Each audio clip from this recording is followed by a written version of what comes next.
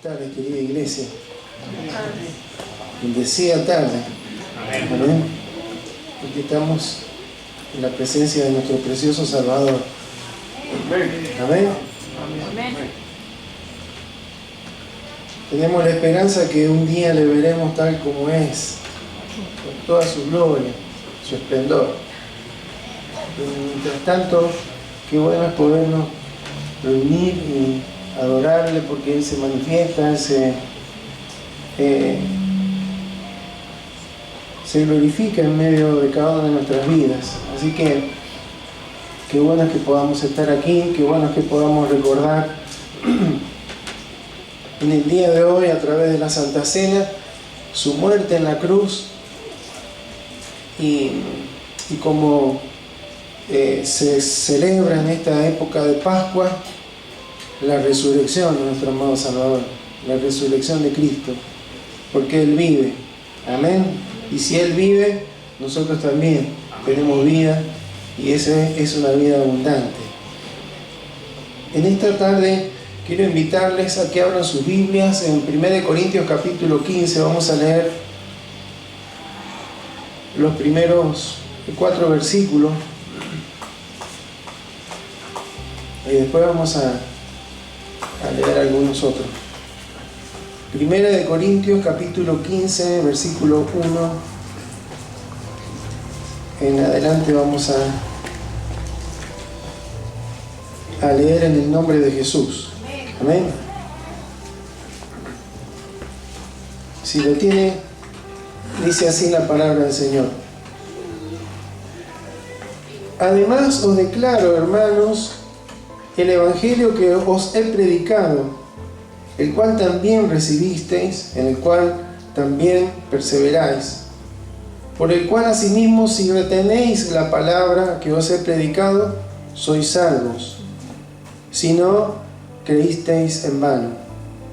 Porque primeramente os he enseñado lo que asimismo recibí, que Cristo murió por nuestros pecados conforme a las Escrituras, que fue sepultado y que resucitó al tercer día conforme a las Escrituras.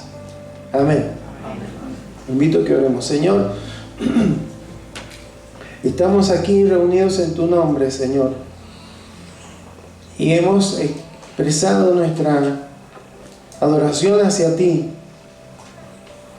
no tan solamente con cánticos.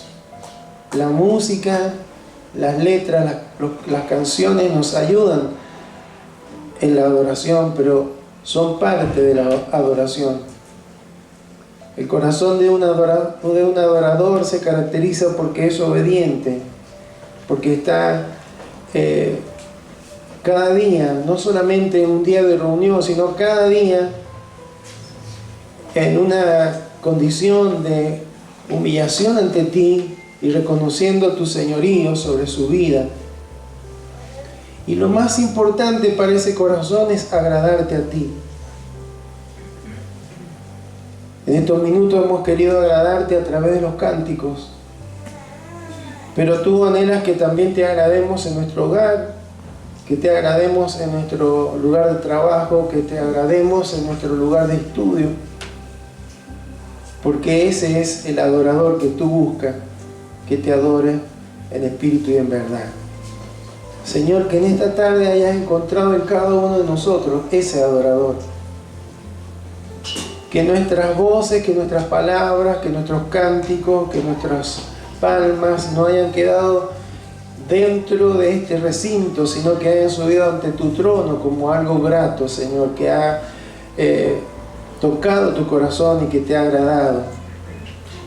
Señor, gracias por habernos escuchado, por prestar atención, Señor, a cada expresión de adoración de tu pueblo.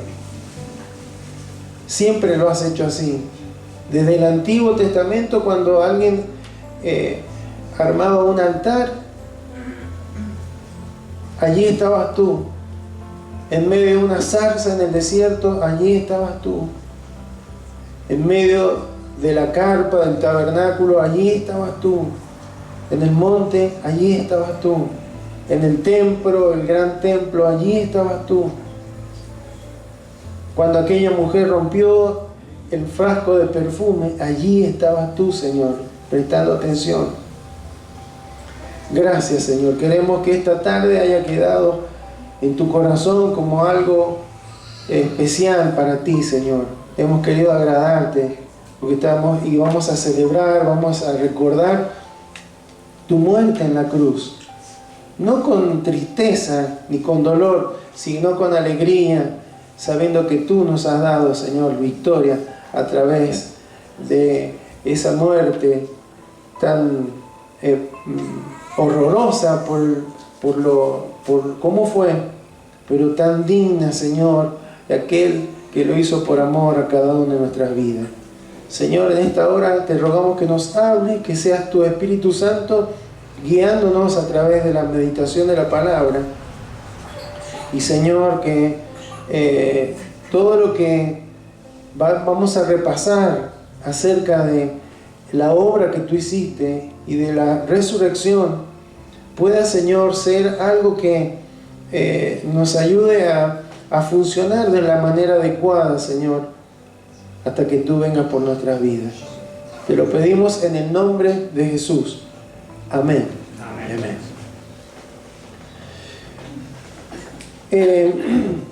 En muchas ocasiones al menos yo me he puesto a pensar cómo podría, si tuviera poco tiempo, cómo podría resumirle el Evangelio a una persona, ¿sí? Por lo general, hablamos de la buena noticia de que Cristo vino al mundo y murió en la cruz llevando nuestros pecados, ¿no es cierto? Es infaltable seguramente en nuestro testimonio esto. Pero hay una parte que también es parte del Evangelio y que de alguna manera el apóstol Pablo lo está resumiendo en estas palabras, en estos 4 versículos que hemos leído. Está hablando de que Cristo murió por nuestros pecados conforme a las Escrituras. Hasta ahí casi siempre llegamos, que Cristo murió en la cruz. Pero sigue, que fue sepultado. Hay una evidencia histórica, cronológica, escritural, pero también dice que resucitó al tercer día conforme a las Escrituras. Hoy hablar para nosotros, hermanos, de resurrección es algo más, dentro de todo, más natural de lo que fue en el primer siglo, en la primera época en la que se predicó el Evangelio, porque no se entendía la resurrección, no la entendieron los propios discípulos. Ellos, cuando Jesús murió en la cruz, se dispersaron, se fueron, no entendieron que esa era la tarea, esa era la conclusión de la obra, pero que iba a resucitar al tercer día. No comprendieron el tema de la resurrección. Entonces, esto también nos sirve a nosotros, porque a lo largo de la historia, hermanos, se ha pretendido poner en tela de juicio, poner en duda esta obra extraordinaria, no la de la cruz, pero sí la de la resurrección. Porque según la Escritura, hermanos, si Cristo no resucitó, en vano estaríamos predicando, sería todo vano. Pero Cristo, hermano, fue levantado de esa tumba al tercer día, como dice la Escritura, conforme a la Escritura. Todo fue un cumplimiento de lo que Dios había establecido en su palabra, lo que Dios había profetizado. Y esto, hermano, nos tiene que llenar de alegría, pero también de firmeza en saber que todo lo que Dios dice se cumple. En el tiempo que Él ha determinado se cumple. Así que nosotros vamos a celebrar, vamos a recordar la muerte de Jesús a través de la Santa Cena, pero también vamos a recordar que Él vuelve por su iglesia. Y si Él ha dicho que va a volver, va a volver, porque lo dijo una vez: voy a ir, voy a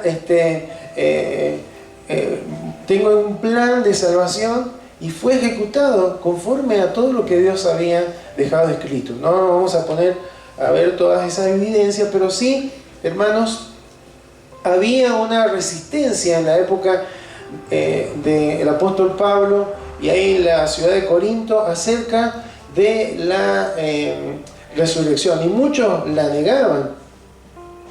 Entonces, a partir del versículo 5 de 1 Corintios 15, el apóstol Pablo empieza a dar las evidencias irrefutables, hermano. Pues no, uno a la distancia dice, bueno, ¿cómo sabemos nosotros? Porque toda la gente que escuchaba en ese entorno, en ese contexto, hermano, podía rápidamente, fácilmente confirmar si lo que decía el apóstol Pablo era verdad o no. Dice, y que le apareció a Cefas. Cefas, hermano, es Pedro.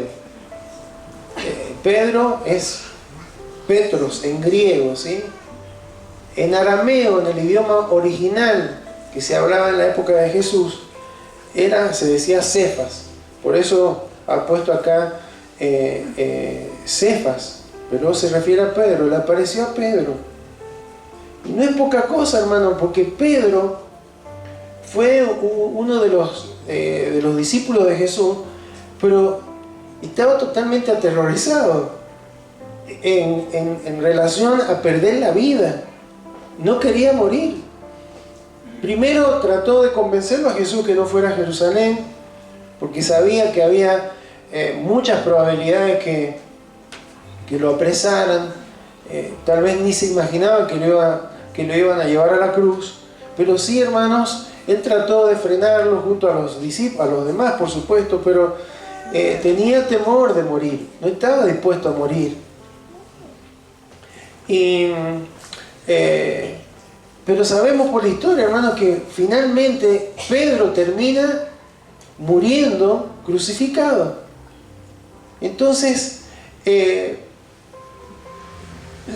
nadie podía, y Pedro, un contemporáneo de Pablo, que todos conocían, o que muchos conocían, podían certificar que esto era verdad. Pero después dice, le apareció a los 12, le apareció al resto de los discípulos. Por supuesto, hermano, que acá no ha puesto todo, se lo apareció primero a las mujeres, a los dos que caminaban rumbo a Emaús y demás.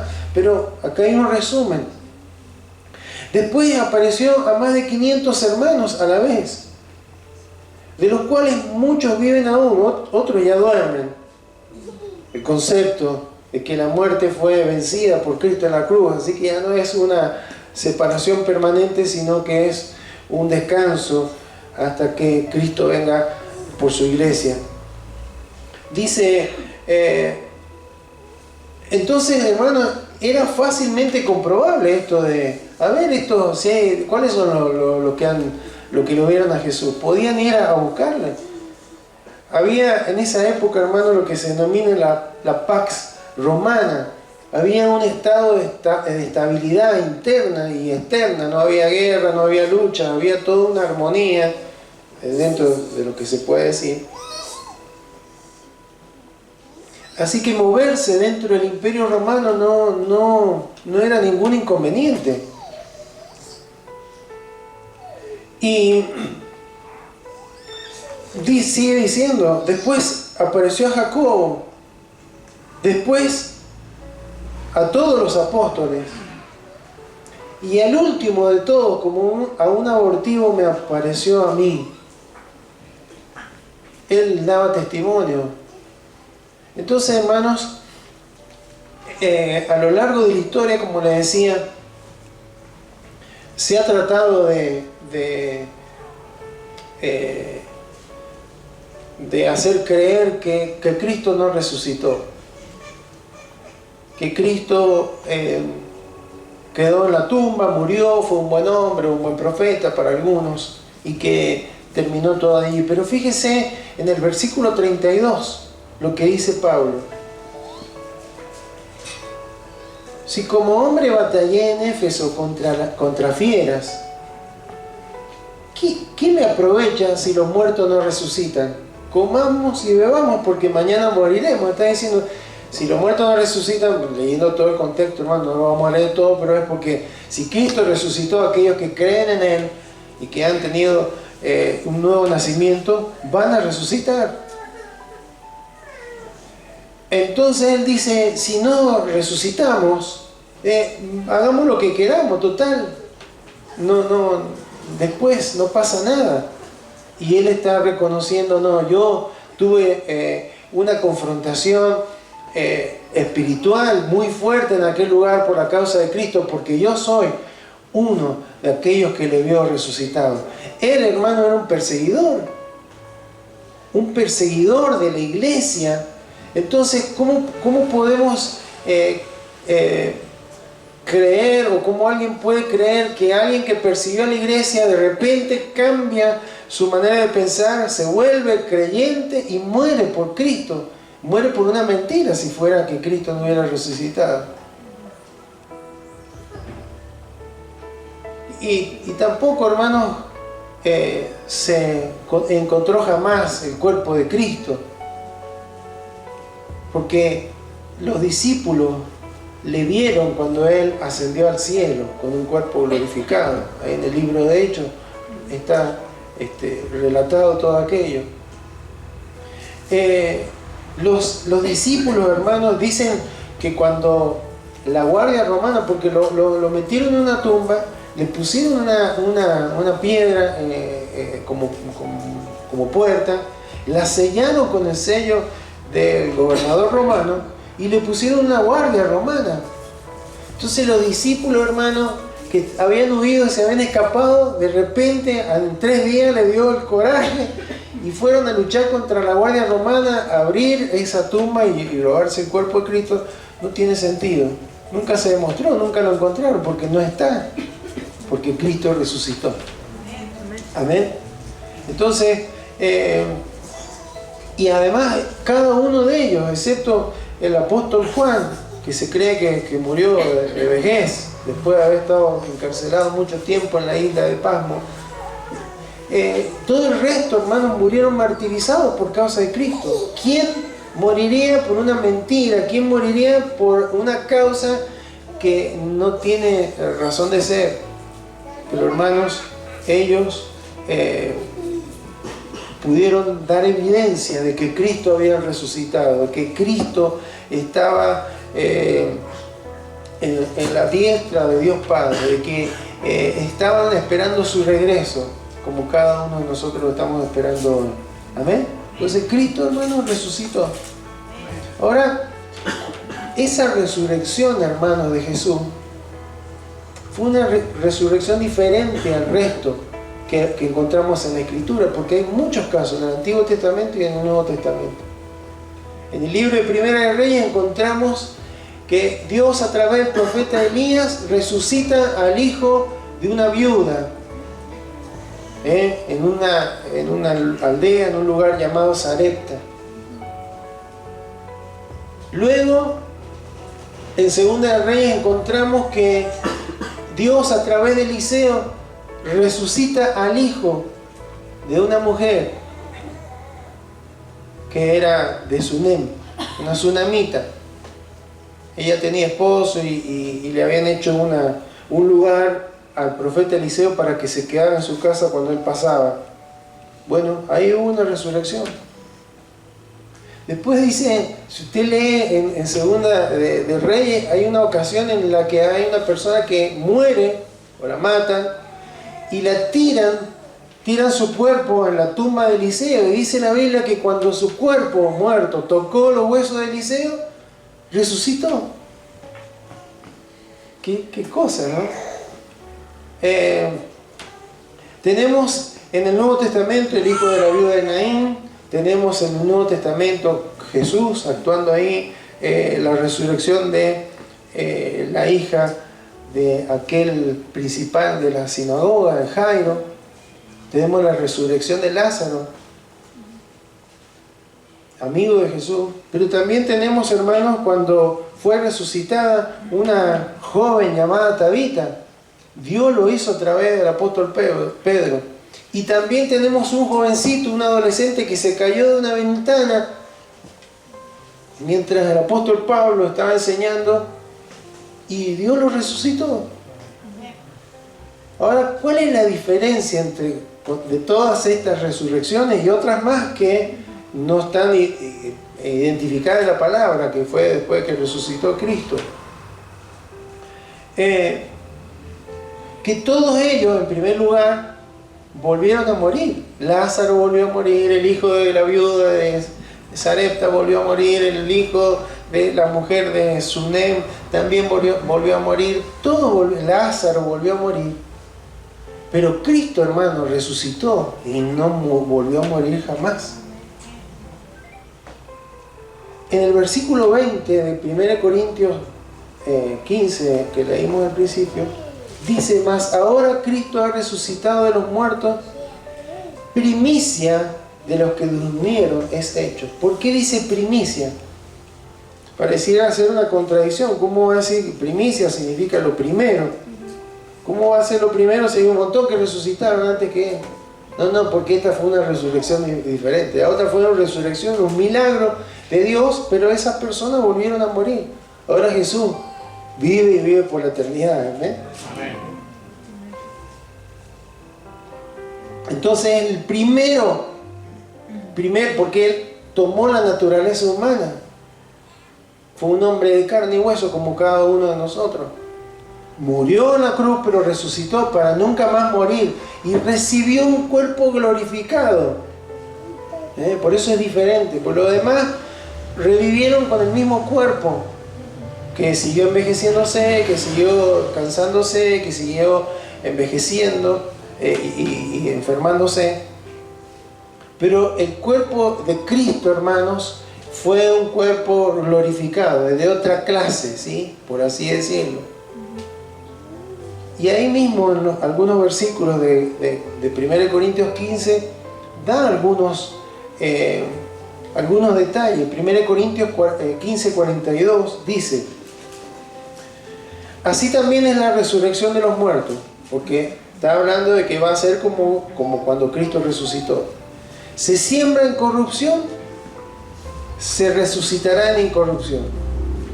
¿Está bien? Esa es la primera diferencia con todos los demás que resucitaron. Se sembró en corrupción. Corrupción significa algo que se degrada, algo que envejece, algo que se enferma, algo que se deteriora. Y cuando resucitaron, siguieron estando en ese mismo cuerpo que envejece, que se deteriora. Ahora, el cuerpo resucitado de Cristo y de todos aquellos que van a resucitar en Cristo es en incorrupción. No envejece más, no se enferma más, no muere más. Amén. Versículo 43. Se siembra en deshonra, resucitará en gloria. ¿Por qué en deshonra, hermano? Porque cuando morimos, hermanos, hay algo que ocurre siempre. Todos los que nos aman nos quieren seguir viendo, pero no es posible seguirnos viendo. Entonces nos tapan, ¿sí? O nos entierran, nos ponen en un lugar de reposo el cuerpo.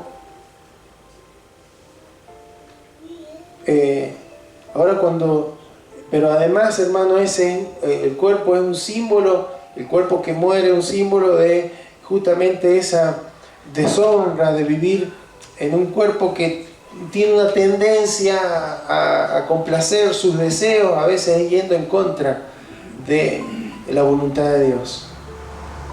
Cuando dice resucitará en gloria, es porque, hermano, cuando nuestros cuerpos sean glorificados, ya no hay más lucha contra el pecado. Ya no hay más pecado que luche en nuestros corazones. Ya la obra completa sobre nuestras vidas ha sido realizada a través de la glorificación. Porque hoy el pecado, hermano, está en nuestro cuerpo, no en el cuerpo de carne, nuestra vieja naturaleza, ahí está. Decía Jesús, del corazón salen los malos pensamientos, salen los homicidios, salen todas aquellas cosas. Entonces, ese cuerpo glorificado ya no va a tener más nada que ver con la tentación, con la posibilidad de deshonrar a Dios, porque va a ser un cuerpo glorificado. Sigue diciendo, se siembra en debilidad. Un cuerpo cuando muere, hermano, no sirve más para nada, no puede hacer más nada. Resucitará en poder, con vida, con vitalidad. Algunos que mueren en su vejez, sin a veces movimiento, sin posibilidad, no va a resucitar de esa manera, hermano. Un cuerpo bajo el poder de Dios, que ha sido transformado por el poder de Dios. Entonces, un cuerpo en poder. Versículo 44, se siembra cuerpo animal, no porque el hombre sea un animal, sino un cuerpo natural, un cuerpo biológico, físico. Resucitarán un cuerpo espiritual. Fíjese que no dice resucitará en un espíritu, no vamos a ser como un fantasma, un espíritu, no, un cuerpo espiritual, un cuerpo glorificado, un cuerpo adaptado, hermano, para vivir en la eternidad en la presencia del Señor. Amén. Así fue como resucitó Cristo. Todas estas cualidades, todas estas características las tenía Jesús cuando resucitó. Y vamos al versículo 53 de Corintios 15, dice: porque es necesario que esto corruptible, ya lo vimos, se vista de incorrupción, y esto inmortal se vista de inmortalidad. Es un cuerpo que no va a morir nunca más. ¿Ven? Entonces, cuando a veces nos preguntamos, bueno, pero ¿y cómo fue que Jesús resucitó en su mismo cuerpo? Sí, pero un cuerpo glorificado, con la misma fisonomía, con las mismas dimensiones, digamos. Él dice que estuvo con los discípulos, les dijo: tóquenme para que vean acá mis llagas. Comió con ellos y les dio de comer, les preparó comida cuando estaban justo al lado de Galilea. Entonces, ese es la resurrección. Así va a ser. No para volver a morir, sino para estar en la eternidad con nuestro Señor. Amén. Ahora, ¿qué importancia tiene para nosotros la resurrección de Cristo, hermano? Es muy importante.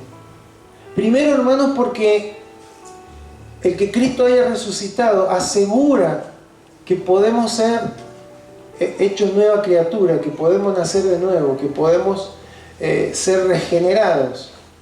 Vamos a 1 Pedro 1:3.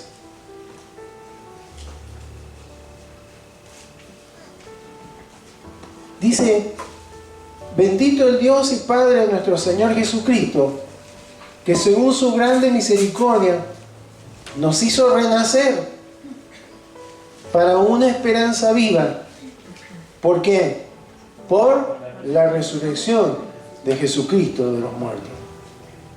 Entonces, no tendríamos esperanza de ser hecho una nueva criatura, de haber sido nacido de nuevo, de haber recibido la regeneración. Significa que Dios nos dio una nueva naturaleza, no una naturaleza pecaminosa, una naturaleza que pueda vivir en santidad delante de Él. Entonces, eso es el nuevo nacimiento, lo que conocemos como nuevo nacimiento, que significa que nacemos espiritualmente. No es que, como le hablaba a Nicodemo, que teníamos que nos metimos otra vez al vientre de nuestra madre y salimos. No, fue un nacimiento espiritual, una obra que proviene de Dios. No es que alguien pueda decir: yo voy a nacer de nuevo y porque voy a hacer esto o aquello. No, es una obra de Dios. Amén. Es una operación de Dios a través de su Espíritu Santo.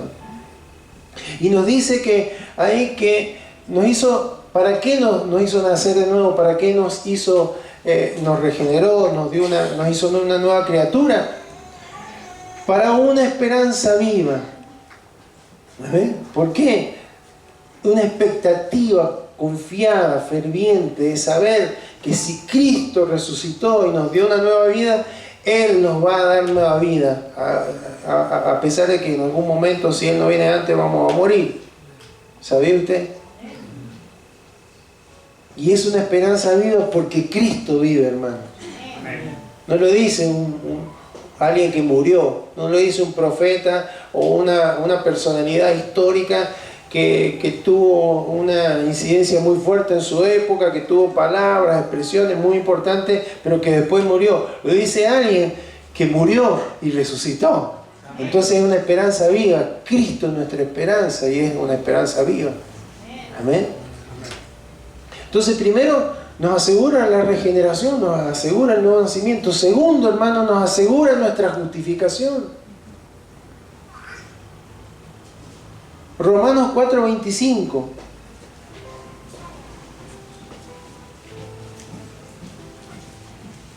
No es un estudio teológico, hermano, son algunos versículos nada más, pero hay muchos.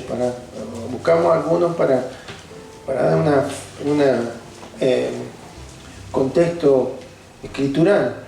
El cual fue entregado por nuestras transgresiones y resucitado para nuestra justificación.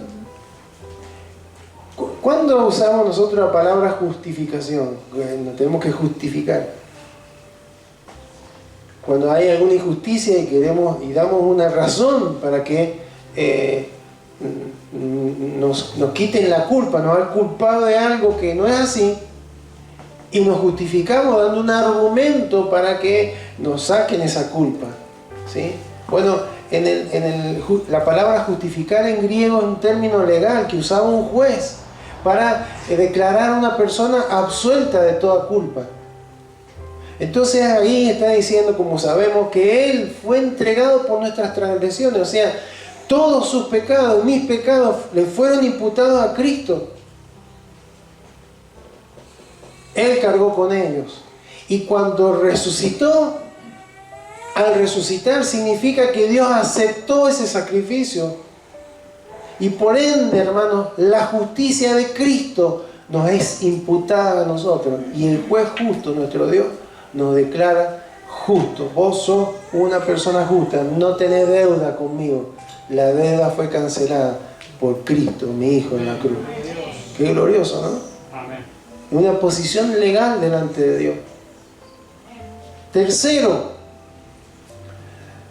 no solamente asegura nuestro nuevo nacimiento, el ser declarado justo por delante de Dios, sino nuestra santificación, asegura nuestra santificación. Vamos a Romanos 6, 4 al 6.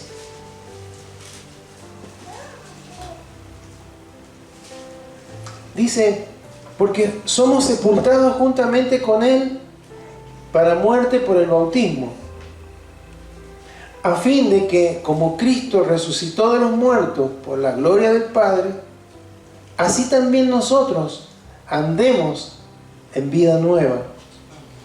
Porque si fuimos plantados juntamente con Él en la semejanza de su muerte, así también lo seremos en la de su resurrección, sabiendo esto, que nuestro viejo hombre fue crucificado juntamente con Él para que el cuerpo del pecado sea destruido, a fin de que no sirvamos más al pecado.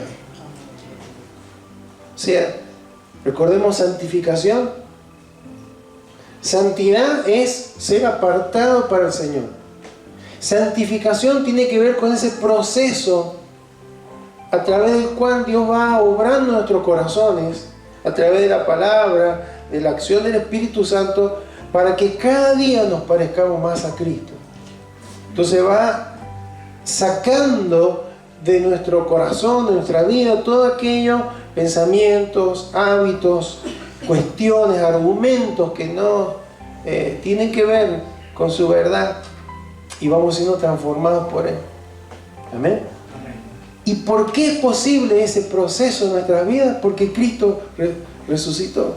Y nosotros nos identificamos en el bautismo con esta verdad, donde ese bautismo simboliza que morimos a nuestra vieja naturaleza y somos revividos resucitados a una nueva vida. ¿Entiendes? Como decía ahí, nosotros, porque si fuimos plantados juntamente con Él, la semejanza de su muerte, así también lo seremos en la resurrección, sabiendo que nuestro viejo hombre fue crucificado juntamente con Él, para que el cuerpo del pecado sea destruido. El cuerpo del pecado, hermanos, es la carne, nuestra vieja naturaleza, es esa tendencia que hay en nuestro interior a vivir de espaldas a Dios, a no hacer la voluntad de Dios. Entonces, lo que ha hecho su resurrección, en la cual nosotros estamos unidos a Él, porque esa unión es algo que hace Dios espiritualmente, algo legal. ¿Cómo es que cuando yo me bautizo estoy con Él en semejanza de muerte y resucito para una nueva vida? Sí, porque es la obra que Dios hace en nuestra vida, hermanos, para nacer a una nueva vida, y somos muertos al pecado.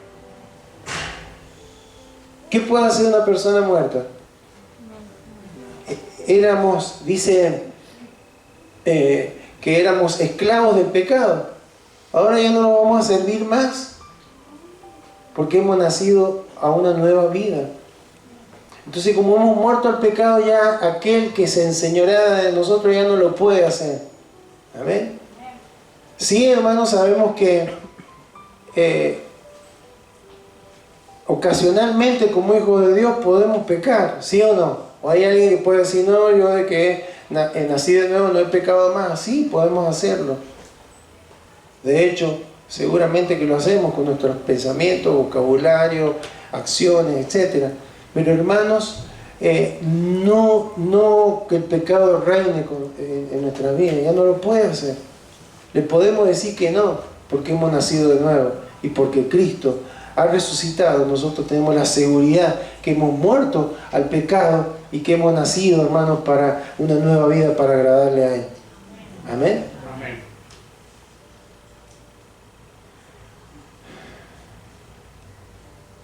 Bueno, para ir terminando, también por su resurrección sabemos que nosotros también vamos a resucitar. 2 Corintios 4:14. No vamos a hablar mucho de esto porque hace unas semanas atrás predicamos acerca de esto. Sabiendo que el que resucitó al Señor Jesús, a nosotros también nos resucitará con Jesús y nos presentará juntamente con vosotros. Hermanos, esa es nuestra esperanza.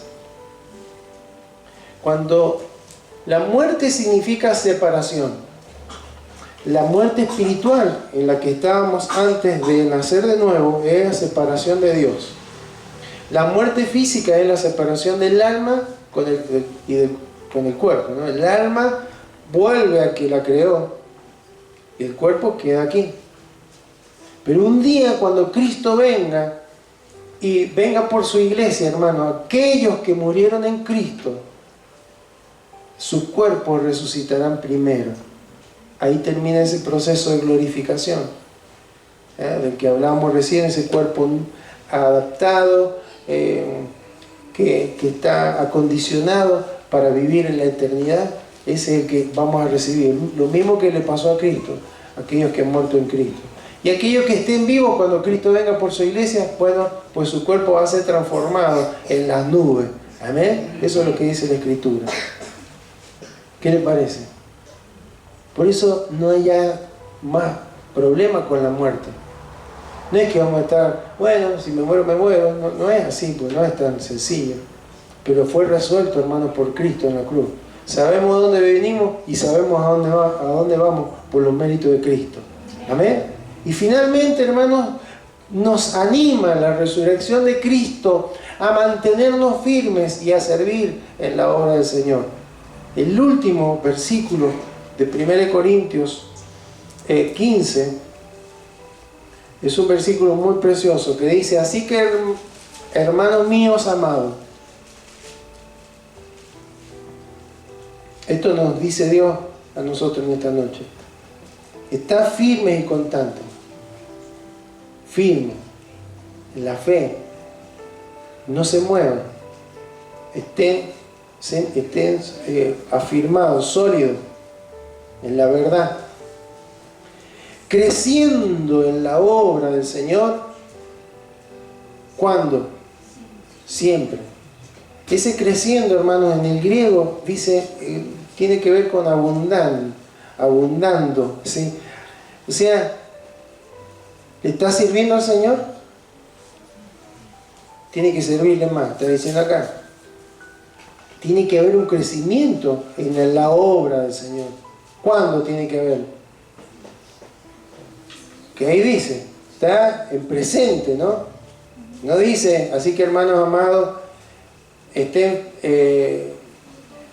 a futuro firmes, o estuvieron firmes, ¿no? Está firme. Yo lo leo hoy, tengo que estar firme, lo leo mañana, tengo que estar firme, lo leo a la mañana, tengo que estar firme, lo leo a la tarde, tengo que estar firme. Y además dice que debo estar creciendo, abundando en la obra del Señor, siempre. ¿Sí? No sirviendo a cuentagotas, sino dando lo más que pueda al Señor, siempre. Sabiendo que vuestro trabajo en el Señor no es en vano. Puede que acá el hombre no nos aplauda, no manifieste nada, pero todo lo que hacemos para el Señor, Dios lo va a recompensar, porque es un Dios generoso. Amén. Estaría de más que lo haga, pero como Él es generoso, hermano, Él es un Dios que está esperando, así como Cristo esperó el momento de la cena del Señor. ¿Cuánto esperaba este momento? No fue la Pascua, porque fue la última que se celebró del antiguo pacto. Ahora van a recordarme con estos elementos, el pan y la copa de vino, que representa mi cuerpo y mi sangre derramada. ¿Cuánto esperé este momento? Y ahora, hermano, el Señor Jesús está esperando el momento que se reencuentre con su iglesia. Nos viene a buscar para celebrar la boda del Cordero. Una gran celebración como esta, pero en su presencia. Y luego, hermanos, el tribunal de Cristo. No para juzgar y condenar, sino para recompensar a cada uno según sea su obra. Por eso debemos crecer, abundar en la obra del Señor siempre, sabiendo que nuestro trabajo en el Señor no es en vano. Amén. Así que, iglesia, y fíjese el alcance de la resurrección de Cristo. Entonces, es parte del Evangelio. Cristo murió, pero resucitó. Si Él no hubiera resucitado, significaba que la muerte no fue aceptada por Dios, pero fue aceptada. Dios en su poder, lo leímos recién, le levantó y hoy está sentado a su diestra y le ha sido dado un nombre que es sobre todo nombre. Él es Rey de Reyes y Señor de Señores. Y hay un día, hermanos, que toda lengua confesará que Jesucristo es el Señor. Aún aquellos que no creyeron, que lo negaron, van a tener que decir, Él es el Señor. Amén. Algunos por la eternidad lo podremos disfrutar y otros por la eternidad tendrán que estar separados. Pero lo importante, hermano, es que tenemos una esperanza gloriosa en Cristo Jesús. Importante lo que decía versículo 2 de Corintios 15, si retenéis la palabra que os he predicado, sois salvos. No nos descuidemos, hermano. No nos descuidemos. Si no creísteis en vano, debemos permanecer en la palabra, en obediencia. No es que seamos salvos por obra, somos salvos por gracia, pero para permanecer en Él. Amén. Y su palabra en nosotros. Si permanecéis en mí y mi palabra en vosotros, seréis verdaderamente mis discípulos, dijo el Señor. Amén. Así que, iglesia, vamos a orar al Señor. Vamos a prepararnos para recibir la cena del Señor. Así que le invito a que cierre sus ojos y clamamos. Bendito Señor, gracias te damos por la obra que tú hiciste por nosotros. Gracias por enviar a tu Hijo Jesucristo, Señor, sobre quien fue cargado toda nuestra maldad, nuestros pecados, Señor. el castigo de nuestra paz fue sobre Él. Y hoy nosotros podemos ser sanos, podemos recibir sanidad en nuestro corazón corrompido, porque Él cargó con nuestros pecados. Nuestros pecados le fueron imputados a Él, pero su justicia, al creer en su muerte y su resurrección, nos ha sido imputada a cada uno de nosotros. Hemos sido hechos nueva criatura, hemos sido santificados, apartados, hemos sido aún introducidos a un proceso de santificación. ¿Qué es esto? Sencillamente que cada día, que cada semana que pasa, nos podemos parecer más a Cristo, más a Él. Gracias, Señor. Porque no es por mérito de ninguno de nosotros, Señor. Con todas nuestras buenas obras, nuestras buenas intenciones, nuestra inteligencia, nuestro intelecto, nuestras capacidades, nada de eso era suficiente para que la justicia, tu justicia, oh Dios, fuera satisfecha, porque tú habías dicho, la paga del pecado es muerte. Entonces, para que esa justicia fuera satisfecha, alguien tenía que morir, alguien tenía que derramar su sangre. Un inocente por los culpables. De esa manera en la cruz, Señor, vemos manifestada tu justicia, pero también tu misericordia, tu gracia, tu favor. Y hoy podemos decir que a través de, por medio de la fe, podemos acceder a esa gracia que nos da la posibilidad de ser salvos, de ser hechos nuevas criaturas, Señor. A partir de ahí tener una experiencia gloriosa, Señor, porque aún en medio de las dificultades, de las pruebas, de la enfermedad, de la escasez, de todo lo que viene sobre nuestras vidas, tenemos una esperanza, que tú estás a nuestro lado, que tú vas a obrar a favor de nuestras vidas, que tú nos dices todas las cosas a los que aman a Dios, le ayudan a bien. Que nada de esto que nos pasa en la vida nos puede separar de tu amor, pero que además tú nos vienes a buscar, porque tú quieres tenernos donde tú estás, Señor. ¿Cómo no agradecerte, Señor? ¿Cómo no darte gloria? Gracias, Señor. Gracias, Señor. Gracias por tu sacrificio. Gracias, Señor. Recordamos tu muerte y tenemos que humillarnos, Señor, porque ninguno de nuestros títulos, de nuestros valores, de nuestras posesiones, de nuestra historia, nada era suficiente. Lo único que debía ser rociado como propiciación por nuestros pecados era tu sangre, Cordero de Dios. Gracias. Entonces, ahora podemos decir que ya no somos esclavos del pecado. Ya no somos esclavos de nuestros deseos, de nuestra carne. Tú nos has dado victoria. Hemos muerto al pecado y hemos nacido para una nueva vida.